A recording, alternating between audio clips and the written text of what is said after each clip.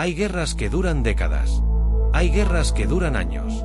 Hay guerras que se extienden durante generaciones enteras y dejan cicatrices que todavía hoy podemos ver en los mapas. Y luego está esta. El 27 de agosto de 1896, a las 9 de la mañana en punto, la flota de guerra del Imperio Británico abrió fuego sobre el palacio del sultán de Zanzíbar. Para las 9:40, todo había terminado.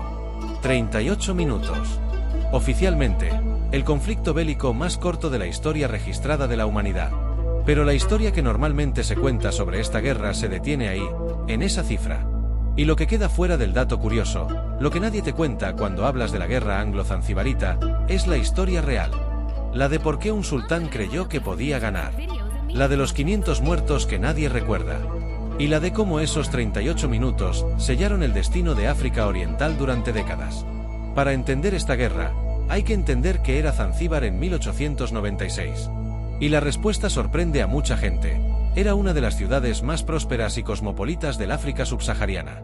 El archipiélago de Zanzíbar, dos islas principales frente a la costa de lo que hoy es Tanzania, había sido durante siglos un nodo crucial del comercio del Índico. El clavo de olor, la nuez moscada, el marfil, habían hecho de Zanzíbar un punto de encuentro entre el mundo árabe, el subcontinente indio, la costa suajili africana y los mercaderes europeos. Mercaderes indios con tiendas en el puerto.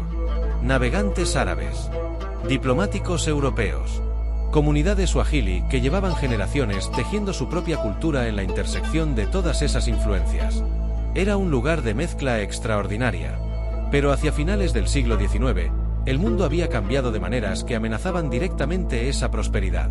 La Conferencia de Berlín de 1884 y 1885 estaba repartiendo el continente africano como si fuera un pastel. Las potencias europeas, principalmente Gran Bretaña y Alemania, se dividían el África Oriental.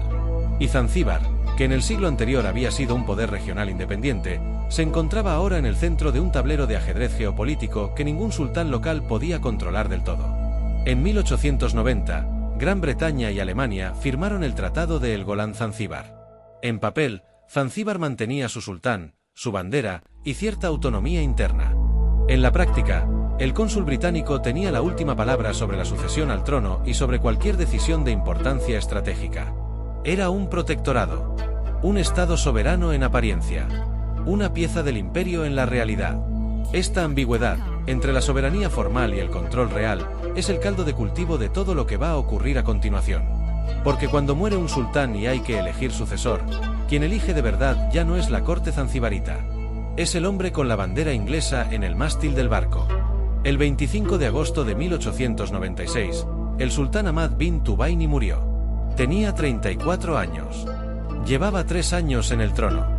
Y su muerte, repentina y sin causa claramente documentada, dio inicio a una cadena de eventos que en 48 horas llevaría a la batalla más breve de la historia. Los británicos tenían ya a su candidato preparado para el trono. El proceso establecido por el protectorado era claro: ningún nuevo sultán podía asumir sin la aprobación formal del gobierno británico.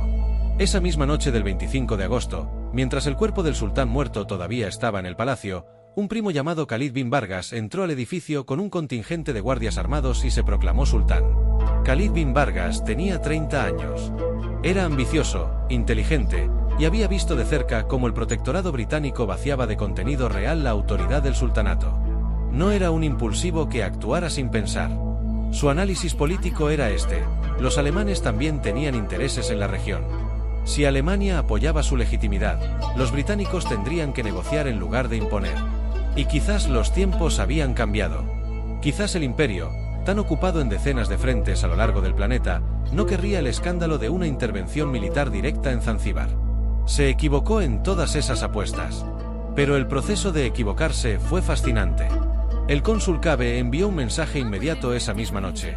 Khalid debía abandonar el palacio y deponer las armas antes de las 9 de la mañana del 27 de agosto. Los barcos de guerra en el puerto comenzaron a posicionarse frente al palacio. Khalid respondió con notable aplomo. Confiaba en que el cónsul no llevaría a cabo actos de hostilidad contra él. Y mientras tanto, comenzó a reunir fuerzas. En las 36 horas siguientes, Khalid concentró alrededor de 3.000 soldados en el palacio y sus alrededores. Desplegó varios cañones de artillería. Y ordenó al HHS Glasgow, el único barco armado de la marina zanzibarita, que se posicionara frente a la flota británica en el puerto. El HHS Glasgow era un yate de madera, construido décadas antes como regalo diplomático. Tenía 2 pequeñas piezas de artillería. Lo que tenía enfrente eran 5 buques de guerra victorianos de acero, con artillería naval de última generación. Era David contra Goliat.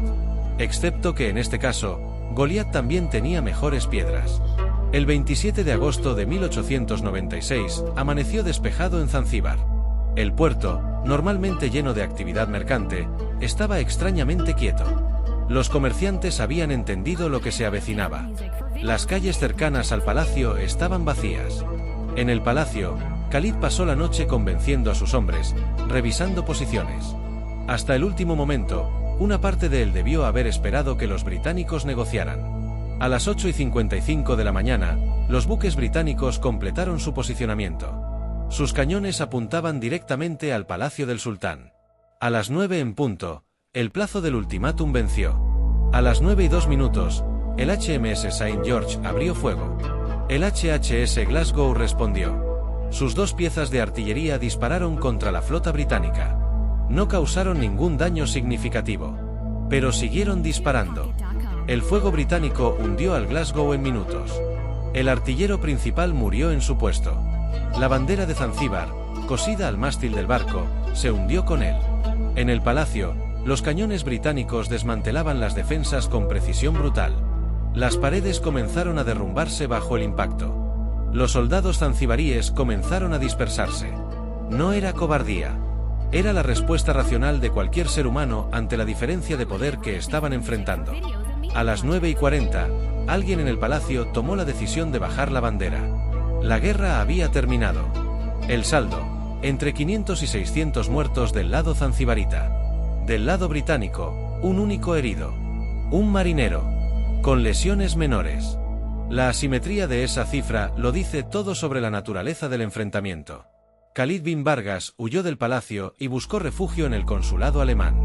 Viviría en el exilio durante décadas. Murió en 1927. Aquí es donde la historia popular de la guerra anglo-zanzibarita termina. El dato curioso. El récord histórico. El material perfecto para una nota de trivia. Pero hay algo profundamente problemático en detenerse ahí. Porque los 38 minutos son el dato.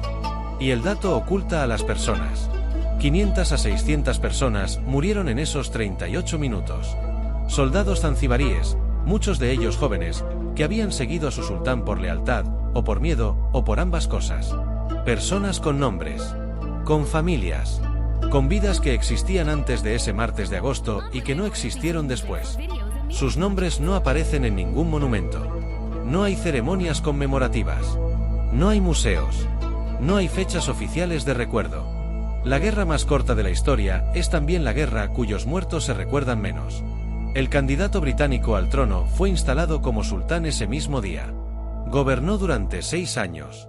Cooperativo, predecible, sin sobresaltos. Y Zanzíbar, que había sido un nodo comercial independiente con conexiones en 3 continentes, quedó definitivamente integrada en el sistema colonial británico del África Oriental. Las rutas comerciales se reorganizaron. Las élites mercantes que no eran útiles al sistema imperial perdieron influencia.